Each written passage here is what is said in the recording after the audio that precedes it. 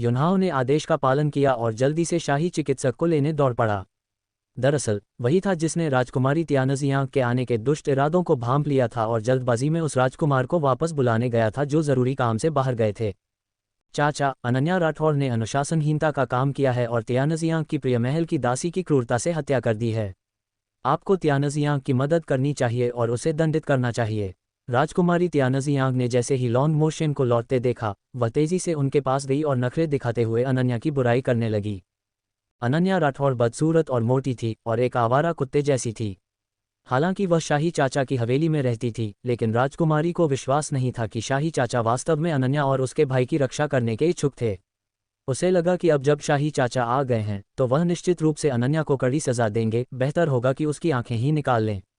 वे ठंडी आंखें जब लोगों को देखती थीं तो बहुत डरावनी लगती थीं, जिससे लोगों के रोंगटे खड़े हो जाते थे। बटलर वांग, मेहमानों को बाहर का रास्ता दिखाओ, लॉन्ग मोशन ने ठंडे लहजे में कहा। उनके चेहरे पर कोई भाव नहीं था। शाही चाचा, राजकुमारी तियानजियांग की आंखें अविश्वास से फैल गईं। उसके शाही चाचा वास्तव में उसे बाहर निकालना चाहते थे। क्या यह उस बदसूरत महिला अनन्या राठौड़ की वजह से था? पीछे मुड़े बिना लॉन्ग मोशन ने अपनी व्हीलचेयर पर आगे कदम बढ़ाया और अनन्या राठौड़ को एक नीली जेड की बोतल थमा दी। छठे दर्जे की गोली। जेड बोतल का रंग देखते ही राजकुमारी तियानजियांग हाँफने लगी। 7 रंग, लाल, नारंगी, पीला, हरा, आसमानी, नीला और बैंगनी पहली से 7वीं कक्षा ग्रेड की गोलियों के बोतल रंगों के अनुरूप थे और नीला रंग छठी कक्षा की गोली का प्रतीक था। छठे दर्जे की गोलियां अत्यधिक दुर्लभ होती थीं और बाजार में मिलना मुश्किल था, क्योंकि पूरे 9 हेवन कॉन्टिनेंट में छठे या उससे ऊपर के स्तर के कुछ ही कीमियागर थे। आप कल्पना कर सकते हैं कि छठी और उससे ऊपर की गोलियां कितनी बेशकीमती होती हैं। लेकिन शाही चाचा ने वास्तव में एक मरते हुए बेकार व्यक्ति को बचाने के लिए छठे दर्जे की गोली निकाल दी जो साधना भी नहीं कर सकता था। क्या बर्बादी है! राजकुमारी तियानजियांग, कृपया, बटलर वांग ने बिना किसी भाव के इशारा किया। प्रबंधक ने मन ही मन सोचा, राजकुमारी तियानजियांग निश्चित रूप से बड़ी मुसीबत में पड़ने वाली है। उसने महल में हंगामा करने का साहस किया और यहाँ तक कि भविष्य की राजकुमारी के छोटे भाई को घायल कर दिया। अब से वह निश्चित रूप से मुसीबत में रहेगी। तुम नौकर के पिल्ले! राजकुमारी तियानजियांग इतनी गुस्से में थी कि उसने अपने पैर पटके। एक नौकर ने भी उसका सम्मान नहीं किया। वह उस नौकर को थप्पड़ मारना चाहती थी। अगर शाही चाचा वहां न होते तो वह उसे सबक सिखा देती। नेदरवर्ल्ड रेड लोड्स प्राप्त करने में विफल होने और अनन्या राठौड़ द्वारा चले जाने के बाद और यहां तक कि शाही चाचा द्वारा नजरअंदाज किए जाने पर राजकुमारी तियानजियांग ने अपने दांत पीस लिए, पीछे मुड़कर गुस्से से घूरा और जाने के लिए मुड़ गई। अनन्या राठौड़, तुम बस इंतजार करो। क्या हुआ अगर तुमने नेदरवर्ल्ड रेड लोड्स को परिष्कृत कर लिया? मैं तुम्हें उस अजीबोगरीब आग के साथ ही परिष्कृत कर दूंगी। जो मेरा है वह तुम्हारा है। धन्यवाद, शाही चाचा। अनन्या राठौड़ ने राजकुमारी तियानजियांग की हैरानी भरी आवाज़ सुनी। उसने वास्तव में उम्मीद नहीं की थी कि उसके शाही चाचा उसे बचाने के लिए छठे दर्जे की गोली निकाल देंगे। उसने गोली ली और जल्दी से उसे अपने सुंदर छोटे भाई के मुंह में डाल दिया। गोली तुरंत उसके मुंह में घुल गई और जैसे ही उसने बंद आंखों वाले पीले चेहरे पर धीरे धीरे रंग लौटते देखा, उसका दिल आखिरकार शांत हो गया। चाचा की जीवन रक्षक गोली के साथ उसके पास जीवित रहने के लिए एक दिन का समय था और उसे जल्द से जल्द दवा परिष्कृत करनी थी। चाचा, इस गोली को एक ऋण समझे जो शुआंग अनन्या आप पर एहसान करती है। मैं भविष्य में आपको इससे भी बेहतर गोलियां दूंगी। अनन्या राठौड़ ने लॉन्ग मोशन से गंभीरता से कहा।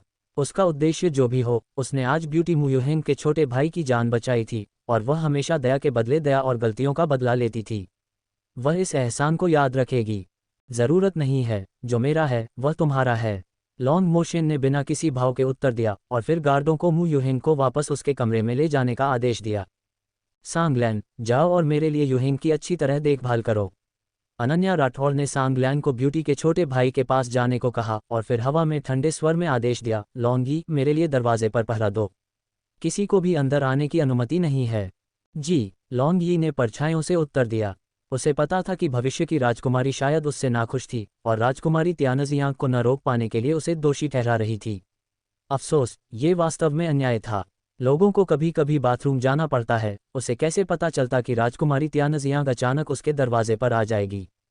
चाचा, युहेंग के लिए शाही चिकित्सक को बुलाने के लिए धन्यवाद और उसे जीवन बढ़ाने वाली अमृत भेजने के लिए धन्यवाद। आपने उसकी मदद करने में कोई कसर नहीं छोड़ी। मुझे अगले कुछ दिनों तक अपने भाई की देखभाल करने के लिए आपको परेशान करना होगा। अनन्या राठौड़ ने लॉन्ग मोशन से गंभीरता से कहा। यदि उसके चाचा न आते तो उसे आत्मविश्वास नहीं होता कि वह अपने सुंदर छोटे भाई को मौत के मुंह से वापस खींच सकती है। तुम्हारा छोटा भाई मेरा भी छोटा भाई है, धन्यवाद की कोई ज़रूरत नहीं है, लॉन्ग मोशन ने ठंडे स्वर में कहा। वह समझ सकती थी कि उसे यह पसंद नहीं था कि वह बहुत ज़्यादा औपचारिक बने। वह समझ नहीं पाए और न ही वह आगे जांचना चाहती थी। उसने बस उसे सिर हिलाया, फिर दरवाज़ा बंद कर दिया और गोलियां बनाने के लिए स्पेस में चली गई। शाही चिकित्सक की जान पर बन आए। जैसे जैसे सूरज ढला, शाही चिकित्सकों ने अपना सिर हिलाया और दबे शब्दों में लॉन्ग मोशन को बताया कि बिस्तर पर लेटा व्यक्ति अब चिकित्सा से परे था। मेरे पास अभी भी एक छठे दर्जे की जीवन बढ़ाने वाली गोली है। क्या इसका कोई उपयोग होगा? लॉन्ग मोशन का चेहरा ठंडा पड़ गया। शाही चिकित्सक डर से कांपने लगे। उन्हें डर था कि रीजेंट उन्हें मामूली सी उकसावे पर मार सकते हैं, लेकिन वे केवल सच बोल सकते थे। युवा मास्टर मुंह पहले ही एक बार जीवन बढ़ाने वाली गोली ले चुके हैं और इसे दोबारा लेने का बहुत कम प्रभाव पड़ेगा। अक्षमता, लॉन्ग मोशन ने ठंडे स्वर में कहा। उनकी गहरी नज़रों में बिजली जैसी चमक थी। सभी शाही चिकित्सक धड़ाम से घुटनों के बल बैठ गए। हर कोई जानता था कि रीजेंट निर्दयी थे और किसी को भी मार सकते थे। इस क्षण उनकी जान रीजेंट के हाथों में थी। बचने की एक तीव्र इच्छा ने एक शाही चिकित्सक को कांपते हुए बोलने के लिए प्रेरित किया। महामहिम, मैं एक ऐसी गोली के बारे में जानता हूं जो युवा मास्टर मुंह को बचा सकती है, जिसे अजूर अमृत कहा जाता है, लेकिन इस गोली की विधि प्राचीन काल में खो गई थी। यदि आप इसे ढूंढ सकें। असंभव। हालांकि अजूर अमृत की विधि खो गई है। मुझे पता है कि अजूर अमृत की सामग्री में से एक को फायर स्पिरिट फ्लावर कहा जाता है। ये जड़ी बूटी हजारों साल पहले विलुप्त हो गई थी। एक वृद्ध शाही चिकित्सक ने तुरंत खंडन किया। उन्हें बाहर ले जाओ और उनका सिर कलम कर दो, लॉन्ग मोशन ने बिना किसी भाव के आदेश दिया। गार्ड्स अंदर आए और चिकित्सकों को उठाने लगे। मुझे बख्श दें, महामहिम। रुको। तभी आंगन के दरवाजे से एक स्पष्ट ठंडी महिला की आवाज़ आई। गार्ड स्वाभाविक रूप से रुक गए और शाही चिकित्सकों ने भी दरवाजे की ओर देखा। बर्फ जैसी सफ़ेद त्वचा वाली एक गोल मटोल लड़की, जिसका चेहरा बहुत थका हुआ और मुरझाया हुआ था, बाहर से अंदर आई। चाचा, ये निर्दोष हैं, अनन्या राठौर ने लंबे डग भरते हुए लॉन्ग मोशन से शांत स्वर में कहा। हाँ हाँ हाँ, हम निर्दोष हैं, शाही चिकित्सकों ने मन ही मन पुकारा। वे अनन्या राठौर को इस तरह देख रहे थे मानो वह उनकी तारनहार हो। तुम कमज़ोर हो गई हो। लड़की के मुरझाए चेहरे और उसकी आंखों के नीचे गहरे नीले घेरों को देखकर लॉन्ग मोशन के देवता जैसे चेहरे पर त्योरियां चढ़ गईं। महामहिम, बात यह नहीं है। बात यह है कि हम निर्दोष हैं, कृपया हमें छोड़ दें। शाही चिकित्सक डर के मारे पतन की कगार पर थे। अनन्या राठौर अत्यधिक थकी हुई थी। स्पेस में बिताए गए 12 दिनों के दौरान उसने एक पल के लिए भी आराम नहीं किया था और अनगिनत औषधीय जड़ी बूटियां बर्बाद कर दी थीं। अंततः वह अंतिम क्षण में गोली को परिष्कृत करने में सफल रही। शुक्र है कि बहुत देर नहीं हुई थी, इसलिए उसके पास शाही चाचा से निपटने का समय नहीं था। उसने केवल उन्हें किसी को न मारने के लिए कहा और फिर सुंदर छोटे भाई के बिस्तर के पास दौड़ी और बोतल से अमृत अपनी हथेली पर निकाल लिया। जैसे ही वह इसे अपने सुंदर छोटे भाई को खिलाने वाली थी, एक शाही चिकित्सक ने भयभीत होकर विस्मय में कहा, रुको। वह क्या? वह अजूर अमृत है क्या? खोया हुआ अजूर अमृत? बिल्कुल नहीं। चिकित्सक झांग, आपसे कोई गलती हुई होगी। नहीं, मैं बिल्कुल गलत नहीं हूँ। प्राचीन ग्रंथों में उल्लेख है कि तैयार बीकिंग डैन अजूर अमृत से बीकिंग फल की सुगंध आएगी, इसीलिए इसका नाम बीकिंग डैन रखा गया है। इसके अलावा इसका रंग और रूप दोनों बिल्कुल वैसा ही है जैसा किताब में वर्णित है। चिकित्सक झांग ने खुशी से कहा, यह सही है। जब अन्य शाही चिकित्सकों ने अविश्वास में अपना सिर हिलाया तो अनन्या राठौर ने शांत स्वर में कहा और फिर वह आसमानी गोली अपने सुंदर छोटे भाई के मुंह में डाल दी। अजूर अमृत का प्रभाव। चिकित्सक झांग गार्डों की पकड़ से मुक्त होकर मु युहेंग को करीब से देखने के लिए आगे आए। गोली उसके मुंह में जाने के बाद मु युहेंग के चेहरे पर धीरे धीरे ठंडा पसीना छलकने लगा। उसका रंग बेहद पीला बना रहा, उसकी आंखें कसकर बंद थीं और वह बेहोश रहा। कुछ ही देर बाद, मानो वह अत्यधिक दर्द सह रहा हो, वह बेहोशी में दर्द से कराहने लगा। उसके मुंह के कोने से खून रिसने लगा, जिससे तकिया गहरे खून से भीग गया। यह इलाज जैसा नहीं लग रहा था, यह जहर देने जैसा लग रहा था।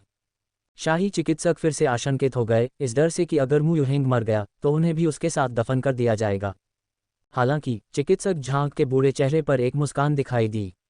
मु युहेंग की नब्ज देखने के बाद उन्होंने थम्स अप अंगूठा दिखाया किया और कहा, अद्भुत। शाही चिकित्सक झांग, युवा मास्टर मु का स्वास्थ्य कैसा है? लॉन्ग मोशन ने गहरी ठंडी आवाज में पूछा। महामहिम, युवा मास्टर मु खतरे से बाहर हैं। उल्टी। इसी समय मु युहेंग अपनी आंखें बंद किए हुए अचानक उठ बैठा। उसने आंतरिक अंगों के टुकड़ों के साथ मिश्रित काले खून की एक उल्टी की और फिर वापस बिस्तर पर गिर गया। अन्य शाही चिकित्सकों के चेहरे पीले पड़ गए। तुम्हारी यह कहने की हिम्मत कैसे हुई कि वह खतरे से बाहर है जब वह मरने वाला है? चिकित्सक झांक मुस्कुराए और सिर हिलाया, फिर आगे कहा, अजूर अमृत क्षतिग्रस्त आंतरिक अंगों, डेंटियन और मेरिडियन की मरम्मत करने का प्रभाव रखता है। युवा मास्टर मू को अपने शुरुआती वर्षों में जहर के कारण गंभीर चोटें आई थीं, उनके मेरिडियन कट गए थे और उनका डेंटियन क्षतिग्रस्त हो गया था। वह पोषण प्राप्त करने के लिए बहुत कमज़ोर थे और केवल कीमती औषधीय जड़ी बूटियों द्वारा जीवित रखे जा सकते थे।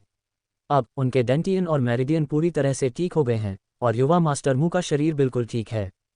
पता चला कि उसने जो उल्टी की थी वे टूटे हुए नसों और आंतरिक अंगों के टुकड़े थे। पता चला कि यह वास्तव में लंबे समय से खोया हुआ बीकिंग डैन अजूर अमृत ही है। अपने सदमे को नज़रअंदाज करते हुए शाही चिकित्सकों ने राहत की सांस ली। ऐसा लग रहा था कि अब उनका सिर कलम नहीं किया जाएगा। लॉन्ग मोशन के चेहरे के भाव नर्म हो गए और उनकी नज़र उस लड़की के चेहरे पर पड़ी जो मू युहेंग का खून पोंछ रही थी। लड़की की आंखें और हरकतें कोमल थीं, मानो वह किसी दुर्लभ खजाने को संभाल रही हो। उनकी भौहें फिर से सिकुड़ गईं। सब ठीक है, तो वह आराम क्यों नहीं कर रही है? वह यहाँ पहरा देकर क्या कर रही है? नई शुरुआत और चालाकी। मू युहेंग धीरे धीरे जागा। जैसे ही उसने अपनी आंखें खोलीं, उसने अपनी थकी हुई बड़ी बहन को देखा। उसकी बहन का चेहरा पतला लग रहा था और उसकी आंखों के नीचे काले घेरे थे, मानो वह 1 महीने से नहीं सोई हो। बहन, उसने स्वाभाविक रूप से अपना मुंह खोला। वह उससे कुछ पूछना चाहता था, लेकिन इसके बजाय उसे एक ऐसी आवाज़ सुनाई दी जो उसने लंबे समय से नहीं सुनी थी, जो अजीब और जानी पहचानी दोनों थी। मैं। उसकी आवाज़ अभी भी थोड़ी कर्कश थी और उसके गले में खराश थी, जिससे उसके लिए स्पष्ट रूप से बोलना मुश्किल हो रहा था। अनन्या राठौर ने उसे आगे बोलने से रोका और मुस्कुराते हुए कहा, तुम्हारी वोकल कॉर्ड आवाज़ की नसें अभी अभी वापस विकसित हुई हैं, इसलिए अभी ज़्यादा मत बोलो। आराम से, साथ ही अपने शरीर को महसूस करो। मू युहेंग एक पल के लिए स्तब्ध रह गया। उसे यह विश्वास करना मुश्किल लग रहा था कि वह वास्तव में बोल सकता है। यह एक सपने जैसा लग रहा था। फिर उसे एहसास हुआ कि उसका शरीर अब कमज़ोर नहीं था और उसके क्षतिग्रस्त रुके हुए डेंटियन में अब दर्द नहीं था।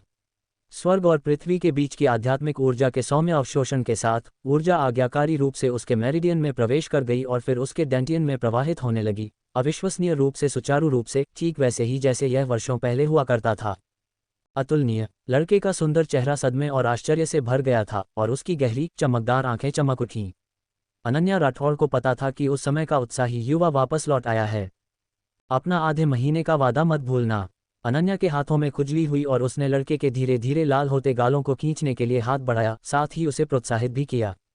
तुम्हें वहीं से उठना है जहां से तुम गिरे हो।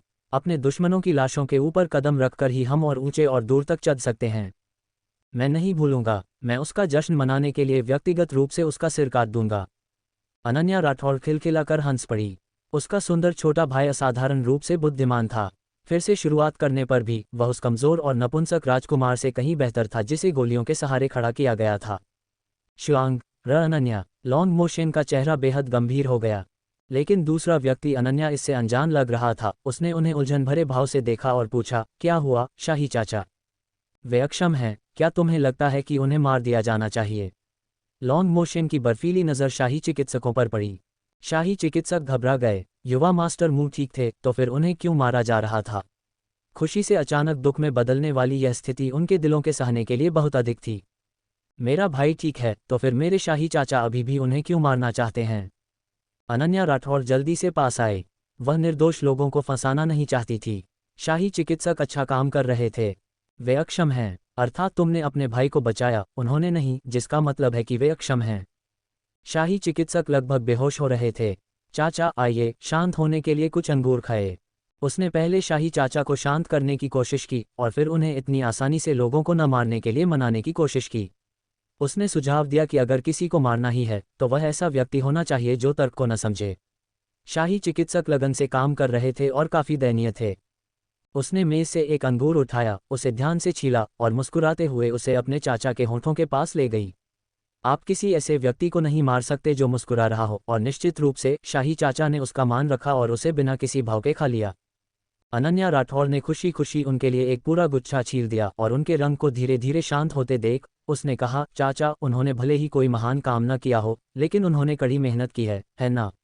उन्हें वापस जाने दें। बहुत देर हो चुकी है, उन्हें रात के खाने के लिए वापस जाना चाहिए।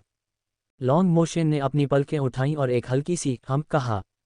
शाही चिकित्सक, मानो उन्हें क्षमादान मिल गया हो, तुरंत घुटनों के बल बैठ गए और उनकी जान बख्शने की दया के लिए अपना आभार व्यक्त करने के लिए प्रणाम किया। फिर वे जल्दी से भाग गए, मन ही मन सोच रहे थे कि यह बहुत भयानक था और वे यहाँ फिर कभी नहीं आएंगे। अगर अनन्या राठौड़ नहीं होती तो वे यहाँ अपनी जान गंवा बैठते। मू यूहिंग सिरहाने के सहारे झुका हुआ था, शांत लॉन्ग मोशन को देख रहा था और मन ही मन उपहास कर रहा था। यह मत सोचो कि मुझे पता नहीं है कि तुम ध्यान खींचने की होड़ में हो। कितना चालाक आदमी है। लॉन्ग मोशन की नज़र मू यूहिंग पर हल्की सी पड़ी और उसने अनन्या राठौड़ से कहा, शुआंग रट चलो और मेरे साथ रात का खाना खाओ। ये सोचकर कि शाही चाचा ने बिना किसी हिचकिचाहट के उसे छठे दर्जे की गोली दे दी थी, अनन्या राठौड़ ने उदारता दिखाते हुए उनके साथ रात का खाना खाने के लिए सहमति दे दी। उसने अंकल फू और सांगलैन को सुंदर छोटे भाई की अच्छी तरह से देखभाल करने का निर्देश दिया और फिर अपने चाचा के साथ वापस चली गई। चाचा रुकिए, ये भोजन कक्ष का रास्ता नहीं है। अपने चाचा को आंगन की ओर जाते देख उसने जल्दी से उन्हें पुकारा। रसोई घर खाना मेरे कमरे में ही भेज देगा। लॉन्ग मोशन अपनी व्हीलचेयर पर आगे बढ़ते रहे। ओह, अनन्या राठौड़ ने जम्हाई ली और उनके पीछे पीछे चल दी। जैसे ही वह तनाव मुक्त हुई उसे बहुत नींद आने लगी। वह लगातार 12 दिनों तक गहरी एकाग्रता के साथ गोलियों को परिष्कृत कर रही थी। ये सब उसकी मजबूत मानसिक शक्ति का कमाल था कि वह टिकी रही, अन्यथा वह बहुत पहले ही थकान से गिर पड़ी होती। जब वे अंततः पहुंचे तो वह एक कुर्सी पर बैठ गई और बार बार जम्हाई लेने लगी।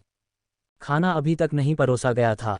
शाही चाचा खिड़की के पास बैठे एक किताब पढ़ रहे थे।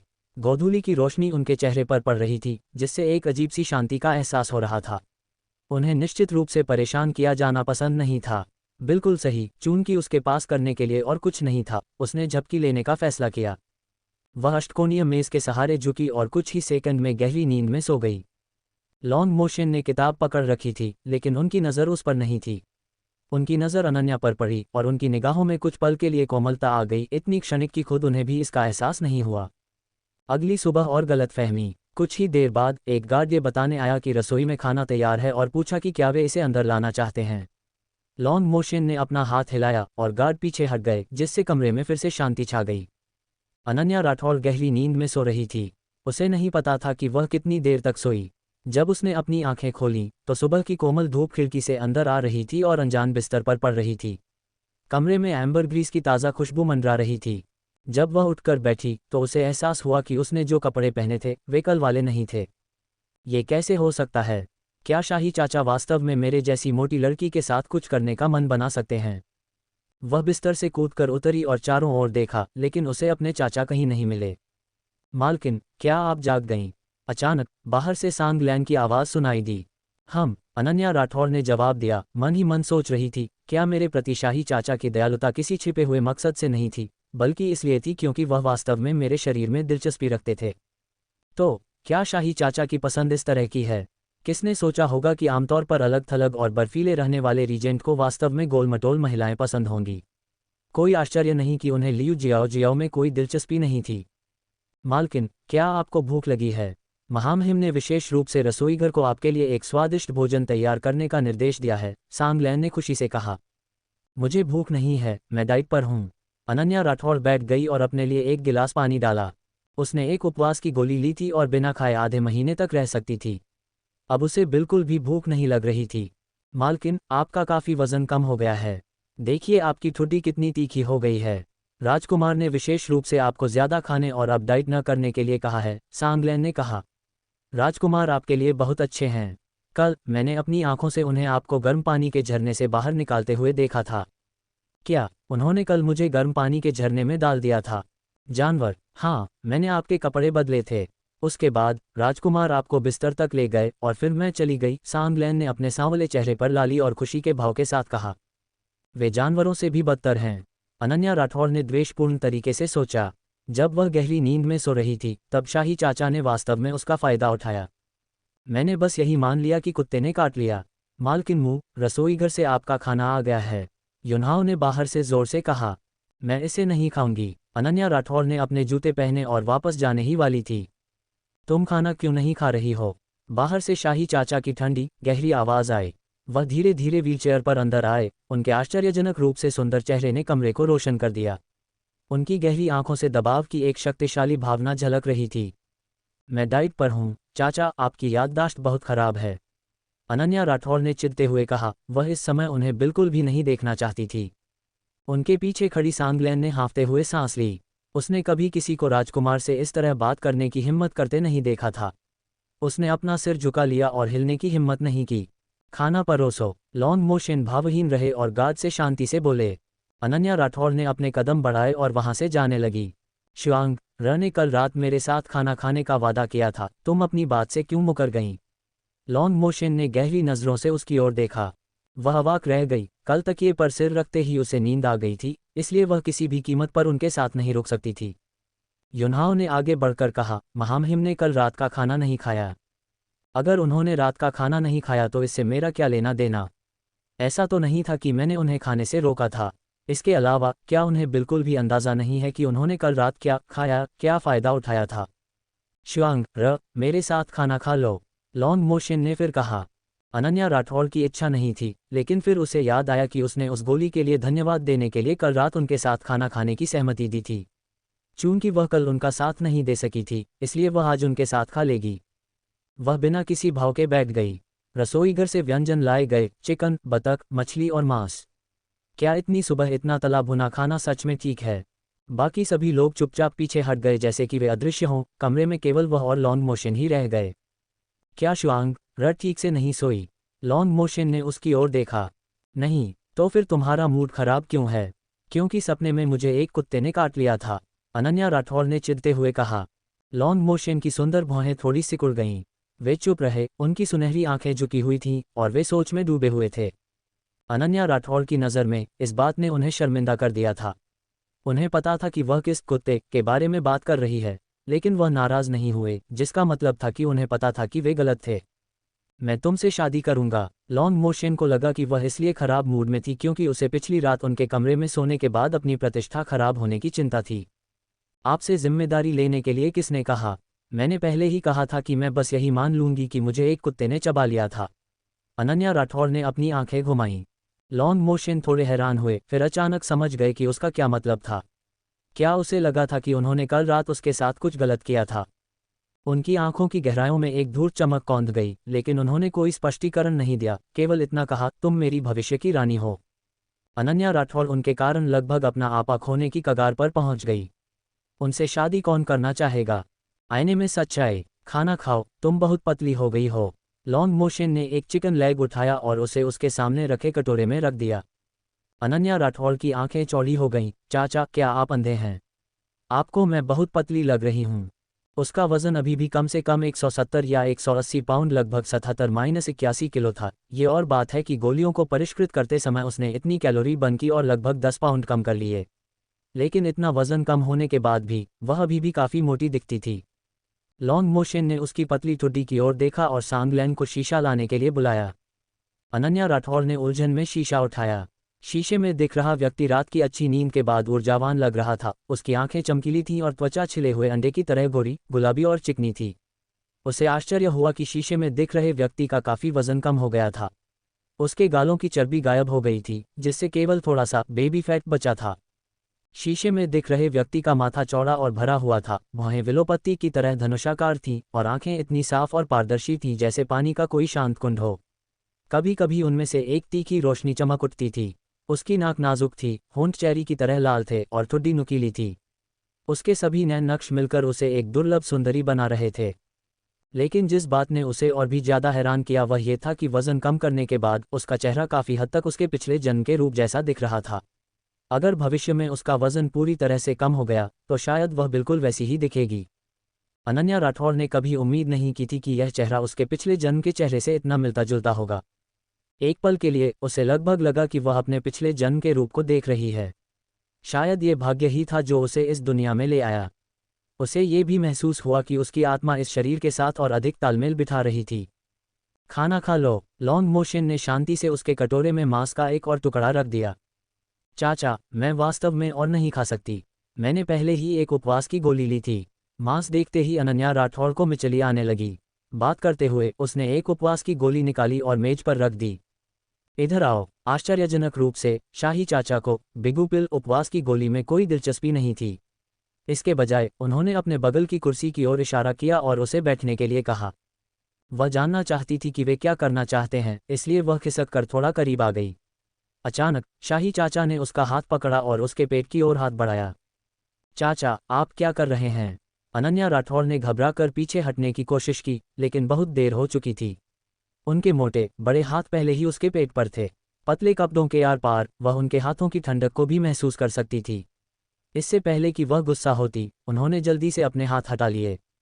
अब तुम खा सकती हो। उद्धरण चिन्ह प्रश्नवाचक चिन्ह उद्धरण चिन्ह। उसने उलझन भरी नजरों से देखा, लेकिन जल्द ही उसे अपने पेट में एक गर्म धारा बहती हुई महसूस हुई और फिर उसके पेट में भारीपन का एहसास अचानक बिना किसी नामोनिशान के गायब हो गया। उसे जोरों की भूख लगने लगी और भोजन की सुगंध से अब उसे मिचली नहीं आ रही थी। इसके बजाय उसकी भूख काफी बढ़ गई। अद्भुत। शाही चाचा, एक मिनट रुको, क्या नाइन हेवन कॉन्टिनेंट में बिगुपिल जैसी कोई चीज नहीं है? बिगुपिल का नाम सुनने के बाद शाही चाचा ने कोई उत्सुकता नहीं दिखाई और वे आसानी से उसके पेट में बचे हुए औषधीय प्रभाव को बेअसर कर सकते थे। अनन्या राठौड़ को अचानक एहसास हुआ कि उसके सामने बैठे सीधे सादे दिखने वाले शाही चाचा की पृष्ठभूमि बहुत रहस्यमयी और जटिल हो सकती है। क्या नाइन हेवन कॉन्टिनेंट वास्तव में इस विशाल बुद्ध इतनी महान हस्ती को समाहित कर सकता है? खैर छोड़ो, पहले खा लेते हैं। मुझे बहुत भूख लगी है। कुछ भी खाए हुए 10 दिन से ज्यादा हो गए हैं। वजन कम करने की बात को अभी के लिए अलग रखना होगा। सौभाग्य से उसे वजन कम करने का एक बेहतरीन शॉर्टकट मिल गया था, कीमियाग्री। वह एक बार में 10 दिनों से अधिक समय तक अभ्यास करती थी, जिससे उसकी मानसिक ऊर्जा पूरी तरह समाप्त हो जाती थी। उसकी शारीरिक ऊर्जा भी लगातार समाप्त और बहाल हो रही थी। अनगिनत चक्रों के बाद वजन कम होने का प्रभाव वास्तव में बहुत स्पष्ट था। शाही चाचा का गुप्त इरादा। भोजन के दौरान अनन्या राठौड़ को हमेशा महसूस होता था कि शाही चाचा की आंखों में एक हल्की सी मुस्कान थी, मानो वह इस बात से बहुत खुश थे कि वह इतना खा सकती है, लेकिन हर बार जब वह उन्हें देखती तो उनके चेहरे पर एक बर्फीला भाव होता। यह मेरी कल्पना नहीं हो सकती, उसने मन ही मन सोचा। चाचा की पसंद कितनी अजीब है। उन्हें दुबली पतली सुंदरियां पसंद नहीं हैं, बल्कि गोल मटोल पसंद हैं। वह निश्चित रूप से नहीं चाहते कि मेरा वजन कम हो और भविष्य में मेरा वजन वापस बढ़ाने के तरीके भी खोज सकते हैं। कोई आश्चर्य नहीं कि वे दूसरे कितने भी सुंदर क्यों न हों, वे तुम्हारी आधी आत्मा की भी बराबरी नहीं कर सकते, जैसी फिल्मी और प्रेमपूर्ण बातें कह सकते थे। शायद शाही चाचा की नज़र में वह जिसका वजन 200 पाउंड से अधिक था अविश्वसनीय रूप से सुंदर थी। मजाक कर रही हूँ। वह आखिरकार कुछ वजन कम करने में कामयाब रही है और अगर उसने इसे वापस बढ़ने दिया तो वह खुद अपनी सबसे बड़ी दुश्मन बन जाएगी। नहीं, मैं उनके साथ एक ही मेज़ पर फिर कभी खाना नहीं खा सकती।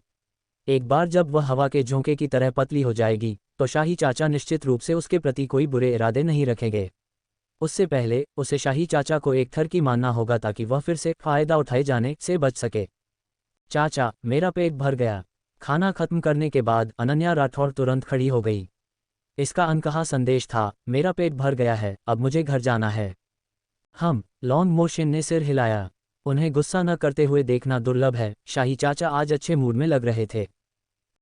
एक बूढ़ा आदमी जो कई सालों से ब्रह्मचारी रहा हो, आखिरकार संतुष्ट हो गया है, तो वह अच्छे मूड में कैसे नहीं होगा। अनन्या राठौड़ ने मन ही मन अपनी जीभ चटखाए और चुपके से खिसक गई। वह उस जगह पर एक पल भी और नहीं रुकना चाहती थी, क्योंकि उसे लगातार इस बात की चिंता सता रही थी कि उसके शाही चाचा कहीं बेकाबू न हो जाएं। वह अब उनसे कमज़ोर है और चाहकर भी विरोध नहीं कर सकती। लॉन्ग मोशन को इस बात का बिल्कुल भी अंदाज़ा नहीं था कि उसने अपने दिमाग में एक नाटकीय नैतिक ड्रामा खड़ा कर लिया था, जिसमें वह उन्हें एक ऐसे भूखे बूढ़े आदमी के रूप में देख रही थी जिसके साथ एक कमरे में रहने पर भी खतरा हो सकता है। शाही भोज का निमंत्रण। वाह बटलर वांग, आपने इतने सारे कपड़े और गहने क्यों भेजे हैं? अनन्या राठौड़ अभी अभी घर में घुसी ही थी और कुछ देर आराम किया था कि उसे बाहर से सांगलैन की आश्चर्यचकित आवाज़ सुनाई दी। ये राजकुमार ने मालकिन के लिए खरीदे हैं। ये सभी जिनिलॉ के नवीनतम डिज़ाइन हैं। मालकिन आज रात शाही भोज में राजकुमार के साथ जाने के लिए एक सेट चुन सकती हैं। बटलर वांग ने खुशी भरी आवाज़ में समझाया। कौन सा शाही भोज? अनन्या राठौड़ ने बाहर आकर पूछा। डोंगचेन साम्राज्य के क्राउन प्रिंस युवराज आ रहे हैं और महामहिम ने विशेष रूप से एक भव्य शाही भोज की तैयारी की है। उनकी मांग है कि चौथे दर्जे और उससे ऊपर के अधिकारियों के बेटे भाग ले सकते हैं और सभी अविवाहित महिलाओं को भाग लेना आवश्यक है। आपको भी भाग लेने की आवश्यकता है, लेकिन राजकुमार ने कहा कि आप उनके साथ महल में जाएं। बटलर वांग ने कहा। डोंगचेन साम्राज्य के क्राउन प्रिंस के आने पर अधिकारियों की इतनी सारी अविवाहित महिलाओं को शाही भोज में क्यों आमंत्रित किया गया है? क्या ये विवाह गठबंधन के लिए है? उसने अपने मन में इस पर विचार किया। अपने चाचा के चरित्र को एक तरफ रख दें तो कम से कम जब वह महल में प्रवेश करेगी तो वे उसके समर्थक के रूप में साथ होंगे, जो उसे कई खतरों से बचाएगा। आखिरकार सम्राट की नज़र अभी भी उस टाइगर टैली पर थी जो उसके दादा ने उसे दी थी। इसलिए उसने सिर हिलाया और कहा, मैं समझ गई, मैं अपने चाचा के साथ ही जाऊंगी। जैसे जैसे शाम ढली, उसने अपने कपड़े पहने और सज धज कर धीरे धीरे बाहर की ओर चल दी। लियू जियाओ जियाओ की ईर्ष्या। मुख्य द्वार पर लियू जियाओ जियाओ उसके चाचा से बात कर रही थी। लियू जियाओ जियाओ ने एक पतली सफ़ेद पोशाक पहनी हुई थी, उसके लंबे बाल उसके सिर के पीछे खुले हुए थे और बालों में केवल जैद का एक हेयरपिन था। उसका चेहरा पीला था, लेकिन उसका मेकअप बहुत ही सुंदर था और यह स्पष्ट था कि उसने जानबूझकर ऐसा पहनावा चुना था। बहन अनन्या आ गई। तुम्हारी चचेरी बहन तुम्हारा बहुत देर से इंतजार कर रही है। तुम्हें बाहर आने में इतनी देर क्यों लगी? लियू जियाओ जियाओ ने जब अनन्या को देखा तो वह कोमलता से मुस्कुराई, लेकिन उसका असल मतलब उसे इतनी देर तक बाहर न आने के लिए ताना मारना था। शाही भोज में शामिल होने के लिए स्वाभाविक रूप से औपचारिक पोशाक की आवश्यकता होती है, लेकिन मिस बियाओ चचेरी बहन ऐसा नहीं लग रहा कि शाही भोज में शामिल होने जा रही हैं, वह ऐसा ज्यादा लग रही हैं जैसे किसी अंतिम संस्कार में जा रही हों। अनन्या राठौड़ ने हंसते हुए पलटकर जवाब दिया। लियू जियाओ जियाओ की कोमल मुस्कान फीकी पड़ गई और उसकी जहरीली नज़र उस पर टिक गई।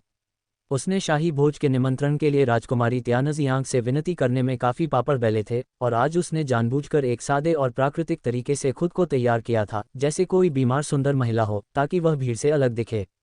उसने कभी उम्मीद नहीं की थी कि अनन्या इतने चिढ़ाने वाले तरीके से बात करेगी, और इसके अलावा अनन्या का वास्तव में कुछ ही दिनों में वजन कम हो गया था। उसके मोटे शरीर को एक गहरे नीले रंग के लबादे ने छिपा रखा था, जिसके नीचे से एक झील नीले रंग की रुकुन झांक रही थी। इस परतदार प्रभाव ने उसके फिगर को कम मोटा दिखाया। सबसे महत्वपूर्ण बात यह थी कि उसका चेहरा किसी तरह जल्दी ही पतला हो गया था और अब उसमें एक आकर्षक सुंदरता थी। यदि उसका सारा वजन कम हो जाए तो वह कैसी दिखेगी? वह स्पष्ट रूप से पूरी राजधानी में एक कुख्यात निकम्मी लड़की है। वह चांद और फूलों को भी शर्मसार करने वाली सुंदरी कैसे हो सकती है? नहीं, उसने ज़रूर किसी प्रकार की जादुई दवा ली होगी। काले बाजार में एक जादुई दवा मिलती है जो लोगों को सुंदर बना सकती है, जिसे एपिफिलम इंटॉक्सिकेशन कहा जाता है। इसे लेने के बाद कोई भी पूरे एक दिन तक अपनी सुंदरता बनाए रख सकता है। हालांकि इस दवा में एक घातक खामी है, वीलगार वाइन पीने से व्यक्ति अपने मूल स्वरूप में वापस आ जाएगा। लियू जियाओ जियाओ के होंठ अचानक ऊपर की ओर मुड़ गए। अनन्या राठौड़ ने ज़रूर एपिफिलम इंटॉक्सिकेंट लिया होगा। ऐसा ही होगा। आज वह अनगिनत गणमान्य व्यक्तियों और राजघरानों के सामने अनन्या राठौड़ को बेइज्जत करके रहेगी। बटलर वांग ने केवल 2 पालकियों की व्यवस्था की थी। Ananya Rathore Liu Xiao Xiao के साथ नहीं बैठना चाहती थी, इसलिए उसे मजबूरन अपने शाही चाचा के साथ एक ही पालकी में बैठना पड़ा। सौभाग्य से शाही चाचा बहुत अनुशासित थे और रास्ते भर उन्होंने उस पर हाथ तक नहीं रखा, अन्यथा जब वे ध्यान नहीं दे रहे होते तो वह उन्हें लात मारकर रास्ते पर गिरा देती। उसने मन ही मन सोचा, मुझे जल्दी से वजन कम कर लेना चाहिए, कहीं ऐसा न हो कि अपनी अजीब पसंद वाले मेरे भविष्य के चाचा खुद को रोक ना पाएं। महल के द्वार पर टकराव। तीसरी बहन। जैसे ही वह महल के द्वार पर पहुंची, उसने बाहर से किसी को प्यार से पुकारते हुए सुना। बिना देखे ही वह समझ गई कि यह उस सफ़ेद कमल ढोंगी मू निंगज्यू ही होगी। वह लगभग भूल ही गई थी कि चूंकि उसके दादा चौथे दर्जे या उससे ऊपर के मार्क्विस थे, इसलिए दोनों बहनें मू निंगज्यू और मू निंगवेई भी शाही भोज में शामिल हो सकती थीं। लेकिन क्या उनके परिवार की दूसरी शाखा ने मार्क्विस की हवेली से संबंध नहीं तोड़ लिए थे? अब वे शाही भोज में शामिल होने के योग्य बिल्कुल नहीं थे। तीसरी बहन, तुम बाहर क्यों नहीं आ रही हो? जल्दी नीचे आओ, हम सब मार्क्विस की हवेली से हैं और हम एक साथ महल जा रहे हैं। मू निंगज्यू ने बाहर से उसे प्यार से पुकारा। हाँ तीसरी बहन, हम एक परिवार हैं। बाहर आओ और हमारे साथ चलो, मू निंगवेई ने गर्मजोशी से कहा। तुम लोग कौन हो? मुझे अच्छी तरह याद है। तुम्हारे परिवार की दूसरी शाखा ने बहुत पहले ही मार्क्विस की हवेली से संबंध तोड़ लिए थे। मुझे तीसरी बहन और बड़ी बहन कहना बंद करो और हमारी हवेली से जुड़ने की कोशिश मत करो। ओह, वैसे तुम्हारे पिता केवल 5वें दर्जे के अधिकारी हैं। यह एक शाही भोज है जिसमें केवल चौथे दर्जे या उससे ऊपर के अधिकारियों के बेटे बेटियां ही शामिल होने के योग्य हैं। तुम दोनों बहनें यहाँ मज़े लेने के लिए क्या कर रही हो? अनन्या राठौड़ ने पर्दा उठाने की भी जहमत नहीं उठाई और अंदर से ही ठंडे स्वर में उनका मजाक उड़ाया। तीसरी बहन, तुम ऐसी बातें कैसे कह सकती हो? हमने उस समय मार्क्विस की हवेली से इसलिए संबंध तोड़ लिए थे क्योंकि हम सब मू निंगजुआन और उसकी चाची के जाल में फंस गए थे। इसका हमसे कोई लेना देना नहीं था, इसलिए हमने उस समय जो कहा वह मायने नहीं रखता। हम सब एक परिवार हैं, तुम्हें ऐसी कठोर बातें क्यों कहनी चाहिए? मू निंगज्यू ने एक रुमाल से अपना मुंह ढका और उदास होकर कहा। आसपास कई उच्च पदस्थ अधिकारी और गणमान्य व्यक्ति थे और इस दृश्य को देखकर वे सभी अनन्या राठौड़ को तिरस्कार की दृष्टि से देखने लगे। अनन्या राठौड़ ऐसे लोगों पर अपनी सांस बर्बाद करने के लिए बहुत आलसी थी। उसने आलस से कहा, चाचा, यहाँ बहुत सी मक्खियाँ हैं, चलो चलें। सम्राट के बाद दूसरे स्थान पर रहने वाले रीजेंट के रूप में शाही चाचा को कई विशेषाधिकार प्राप्त थे। उदाहरण के लिए, उनकी पालकी सीधे महल में प्रवेश कर सकती थी, जबकि अन्य लोगों को महल के द्वार से उतरकर पैदल चलना पड़ता था। ठीक है, लॉन्ग मोशन ने अपनी आंखें बंद की और हल्का सा सिर हिलाया। और इस प्रकार यह अनोखी पालकी अनगिनत नजरों के सामने धीरे धीरे महल के द्वार में प्रवेश कर गई। मुंह बहनें निंगज्यू और निंगवेई पालकी को दूर जाते हुए देखती रहीं। वे इतनी गुस्से में थीं कि लगभग खून की उल्टी कर देतीं। उन्होंने सोचा था कि अनन्या राठौड़ उन्हें अंदर ले जाएगी, लेकिन उसने उन्हें बिल्कुल भी तवज्जो नहीं दी और जानबूझकर उनका मजाक भी उड़ाया। अब वे वहां खड़ी थीं, बेहद अजीब स्थिति में। काश अंदर बैठने वाली मैं होती। उस निकम्मी को क्या अधिकार है? मुंह निंगवेई ने मन ही मन दहाड़ लगाए। वह स्वर्गीय सुंदरता वाला आदमी अनन्या जैसी निकम्मी के लायक नहीं था।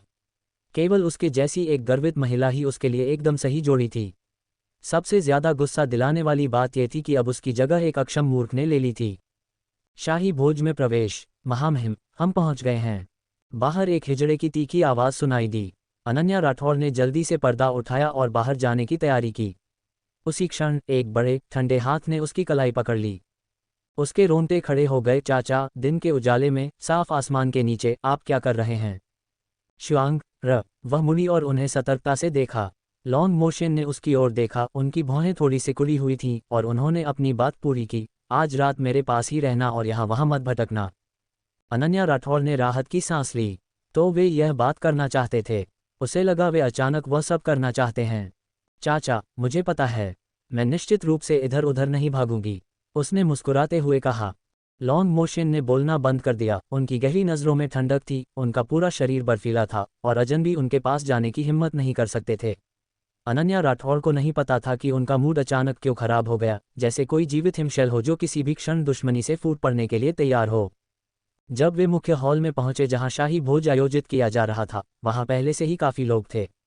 लेकिन जब उन्होंने देखा कि आने वाला व्यक्ति लॉन्ग मोशन है, तो वे सभी बातें करना और पीना बंद कर दिए और उन्हें झुककर प्रणाम किया। वे उनकी आंखों में देखने की हिम्मत नहीं कर सकते थे और बहुत सम्मान के साथ उन्हें 9000 ईयर्स 9000 साल कहकर संबोधित किया। ये बताना मुश्किल था कि यह सम्मान श्रद्धा से अधिक था या भय से। अनन्या राठौड़ शाही चाचा के बगल में बैठ गई और किसी के पास आने की हिम्मत नहीं हुई। बहुत कम लोगों ने उनकी दिशा में देखा भी, जिससे उसे थोड़ी शांति और सुकून मिला। शायद इसलिए कि वह बहुत अच्छे से पेश आ रही थी। अनन्या राठौड़ को लगा कि उसके चाचा से निकलने वाली ठंडक कम हो गई थी। तभी एक हिजड़ा आया और उनसे कहा कि सम्राट ने उन्हें आमंत्रित किया है। लॉन्ग मोशन ने शांति से सिर हिलाया, फिर अनन्या राठौड़ की ओर देखा। जैसे ही अनन्या राठौड़ की नज़र उनसे मिली, वह समझ गई कि वे क्या कहने वाले हैं और जल्दी से कहा, चिंता मत कीजिए शाही चाचा, मैं इधर उधर नहीं भागूंगी। सम्राट अभी भी उसके दादा द्वारा दी गई टाइगर टैली को हथियाना चाहता था। पहले जब वह बीमार थी, तब वह महल में भटक रही थी, जिससे सम्राट को उसके लिए परेशानी खड़ी करने का मौका मिल गया था। लॉन्ग मोशन ने उसे 2 बार देखा और फिर धीरे से वहां से चले गए। दासी की साजिश और राजमाता।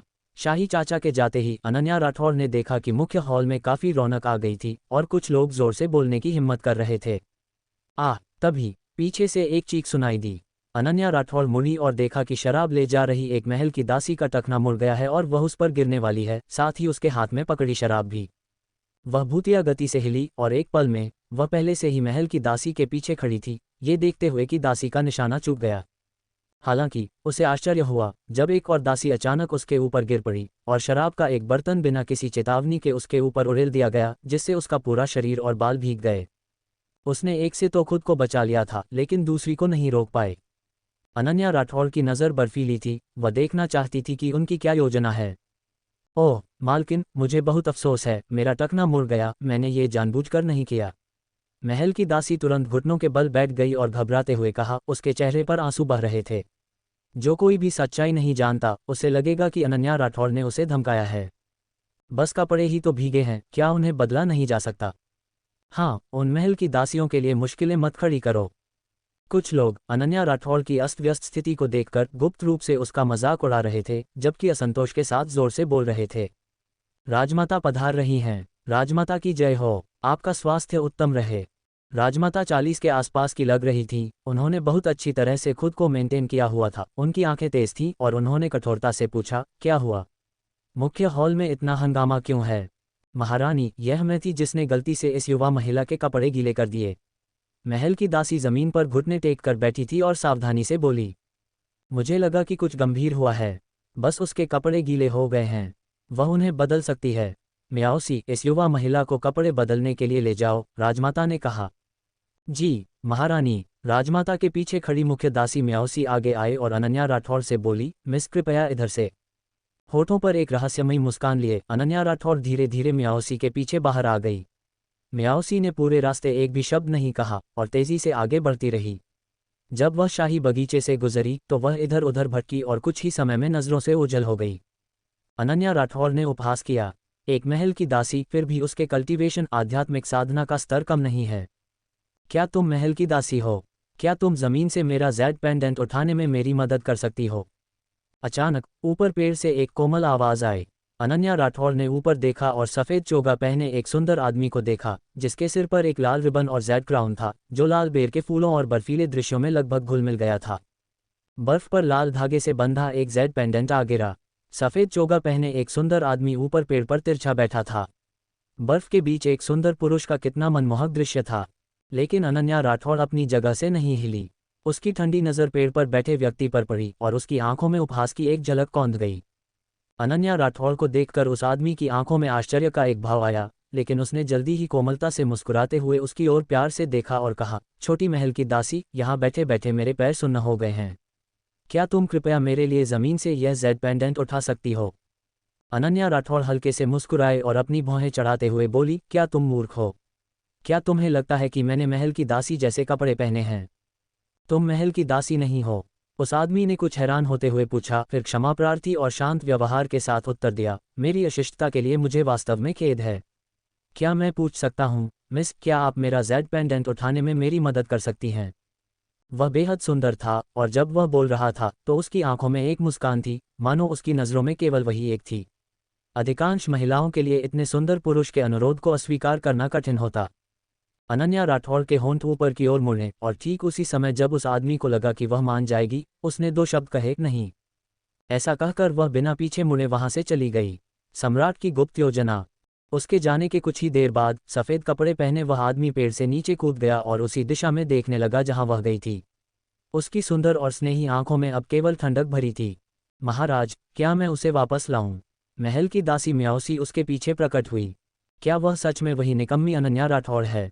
सिमेन शेंग ने अपनी भौहें सिकुड़ी, उसकी आंखें तेज थीं और उसने उत्तर देने के बजाय एक प्रश्न पूछा। उसकी यादों में अनन्या राठौड़ मार्क्विस की हवेली की एक निकम्मी लड़की थी जो मार्शल आर्ट का अभ्यास नहीं कर सकती थी, जो अपने चौथे भाई के पीछे हाथ धोकर पड़ी रहती थी और जिसे अपनी प्रतिष्ठा की भी परवाह नहीं थी। लेकिन अभी उसके सामने जो लड़की थी, वजन थोड़ा ज्यादा होने के अलावा उसने उसे लगभग स्तब्ध कर दिया था। एक ऐसा व्यक्ति जिसने अनगिनत सुंदरियों को देखा था। उसका मानना था कि अगर उसका वजन कम हो जाए तो वह एक बेमिसाल सुंदरी होगी। वह वैसी बिल्कुल नहीं है जैसी अफवाहों में बताई जाती है। वह वैसी लड़की भी नहीं लगती जो किसी सुंदर पुरुष को देखकर अपनी नजरें न हटा पाए।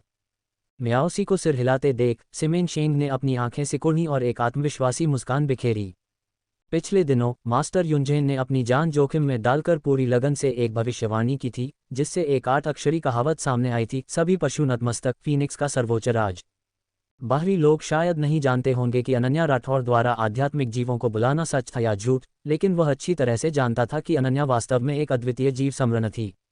इसलिए मास्टर युनझेन का इशारा इस ओर था कि अनन्या राठौड़ का जन्म फीनिक्स स्टार की नियति के साथ हुआ है, जो राष्ट्र की माता साम्राज्य बनने के लिए नियत है। वह स्वर्ग का सच्चा पुत्र सम्राट था और अनन्या राठौड़ एक जन्मजात फीनिक्स थी। जब उसे पहली बार इस बारे में पता चला तो उसने उसे जान से मारने और उसकी नियति को खत्म करने के बारे में सोचा था। आखिर उसकी महारानी एक मूर्ख कैसे हो सकती थी? अप्रत्याशित रूप से डोंगचेन साम्राज्य के क्राउन प्रिंस सोंगलियांग शियाओयू राजवंश के साथ विवाह गठबंधन बनाना चाहते थे और उनकी होने वाली जीवनसाथी अनन्या राठौड़ थी। ऊपरी तौर पर वह उसके लिए एक महल भोज आयोजित करने के लिए सहमत हो गया था, लेकिन वास्तव में वह व्यक्तिगत रूप से अनन्या राठौड़ को देखना चाहता था। यदि वह अफवाहों की तरह बेकार होती तो वह उसे चुपचाप मार डालता। उसकी नियति उसे किसी दूसरे पुरुष से शादी करने की अनुमति नहीं दे सकती थी। लेकिन उसने उसे हैरान कर दिया था। वास्तव में शाही चाचा जैसे ठंडे और क्रूर व्यक्ति किसी उबाऊ महिला की रक्षा भला क्यों करेंगे? सिमेन शेंग वास्तव में उम्मीद कर रहा था कि उसके चाचा को अनन्या राठौड़ से प्यार हो जाए ताकि वह खुद उसे उनके चंगुल से छीन सके। कोई भी सामान्य महिला किसी अपन पुरुष को पसंद नहीं करेगी, है ना? वह वास्तव में देखना चाहता था कि जब शाही चाचा को वह नहीं मिलेगा जो वे चाहते हैं, तो वे कैसे दिखेंगे। सिमेन शेंग ने अपने होंठ चटाखे और उसके चेहरे पर एक ठंडी और क्रूर मुस्कान आ गई। चाय का कप और उड़ती अफवाहें।